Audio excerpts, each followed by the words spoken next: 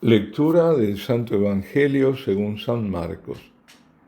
En aquel tiempo Jesús y sus discípulos atravesaron Galilea. No quería que nadie se enterase, porque iba instruyendo a sus discípulos. Les decía: el Hijo del Hombre va a ser entregado en manos de los hombres y lo matarán, y después de muerto, a los 3 días, resucitará. Pero no entendían lo que decía y les daba miedo preguntarle. Llegaron a Cafarnaún y una vez en casa les preguntó: ¿de qué discutíais por el camino? Ellos callaban, pues por el camino habían discutido quién era el más importante. Jesús se sentó, llamó a los 12 y les dijo: quien quiera ser el primero, que sea el último de todos y el servidor de todos. Y tomando un niño, lo puso en medio de ellos, lo abrazó y les dijo: el que acoge un niño como este en mi nombre, me acoge a mí, y el que me acoge a mí, no me acoge a mí, sino al que me ha enviado. Palabra del Señor. Bueno, este domingo es rico en temas. Lo primero es mencionar la conexión entre este Evangelio y la primera lectura del libro de sabiduría. En el Evangelio, cuando Jesús iba con sus discípulos por el camino, les dijo que él, refiriéndose a sí mismo como el Hijo del Hombre, iba a padecer y ser condenado a muerte, y al tercer día resucitaría. Era la segunda vez que les anunciaba su pasión, su muerte y la resurrección. Los discípulos seguían cerrados en su entendimiento, no comprendían o se negaban a comprender lo que les decía. El segundo capítulo de la sabiduría, que es la lectura de hoy, se refiere precisamente a un hombre justo que es el blanco de la envidia asesina. Y si identificamos al hombre justo como Jesucristo, entonces los que hablan son las autoridades judías, es decir, sumos sacerdotes, fariseos, escribas, saduceos, que conspiran para condenar a Jesús y hacerlo morir en la infame cruz. Quedan retratados en ese pasaje del libro de la sabiduría cuando dicen, lo recuerdo: porque si el justo es hijo de Dios, Él vendrá en su ayuda y lo librará de las manos de los adversarios. Probémosle con violencia y tormento para conocer su mansedumbre y probar su espíritu de resistencia. Condenémosle a una muerte infame, porque según sus palabras le llegará el socorro.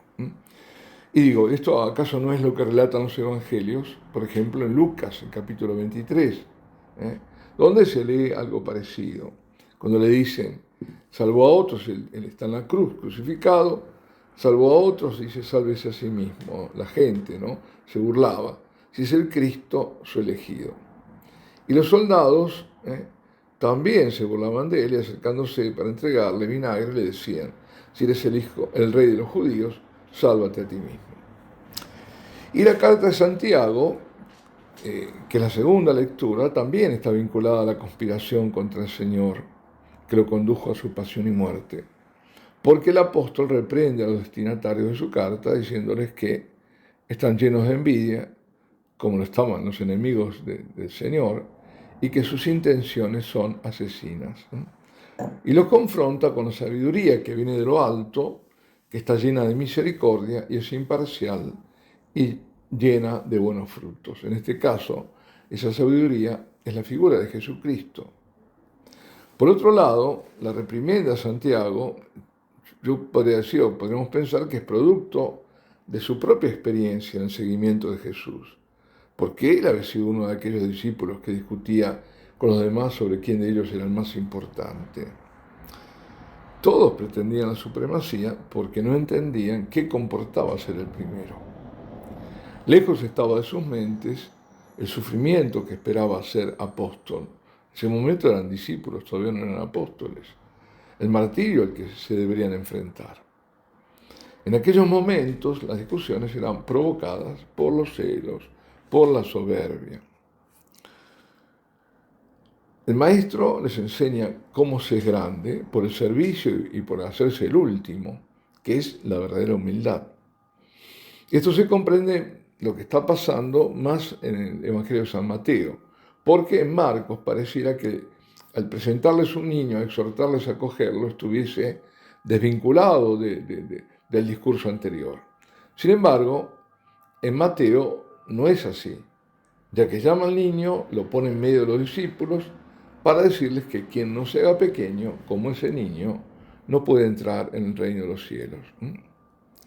Es decir, que para ser grande es necesario hacerse pequeño. Es la ley del espíritu, que se crece en la medida que se vuelve más pequeño. Análogamente, más se tiene cuanto más se da. El que más se despoja, más posee ante Dios. Si consideramos las palabras del Señor en este Evangelio acerca del acogimiento del pequeño como igual a acogerlo a Él, claramente identifica a Dios con la criatura y con la criatura más frágil y más débil y hasta más inocente. Es lo que dirá en el Evangelio de San Mateo: lo que hiciste con uno de estos, mis hermanos más pequeños, conmigo lo hicisteis. Dios es Padre, ama a sus pequeños. Por eso uno de los pecados más odiados por Dios es aquel cometido contra los niños. Los abortos, las violencias de todo tipo contra los pequeños. Bueno, pero lo que quiero subrayar del Evangelio de hoy, son los comentarios, ¿no? Es aquello que pareciera marginal. Es Jesús que habla, que enseña y la escucha que debemos tener de su palabra. Y para ello propongo que nos detengamos en la primera escena. Jesús y sus discípulos viajan, caminan, van pasando por Galilea. Jesús no quería que supieran que estaban de paso, porque estaba ocupado en instruir a sus apóstoles. Sin embargo, ocurría que en cuanto se enteraban de su presencia, acudían multitudes para verlo. ¿Para qué? Para pedirles sanaciones, liberaciones, y de ese modo le impedían toda posible intimidad con sus discípulos y frustraban las enseñanzas que tenía que impartirles. El ruido y la conmoción eran serios obstáculos e impedimentos para escuchar atentamente al Maestro. Así pues, no deja de ser cierto que si no se dan las condiciones y el lugar adecuados que libren de interferencias, no es posible lograr la serenidad que requiere la escucha atenta de la palabra de vida, la palabra del Señor, capaz de penetrar el corazón. Las adecuadas condiciones de serenidad son muy importantes, especialmente hoy, cuando todo es ruido, cuando no se encuentran espacios de silencio que hagan posible la meditación, la escucha atenta de la palabra de Dios. Bueno, tampoco hay pausa de silencio ante la presencia del Señor en la Eucaristía. En muchas iglesias, inmediatamente después de la comunión, viene la oración final y los avisos, y todos son despedidos porque hay que apresurarse a cerrar la iglesia.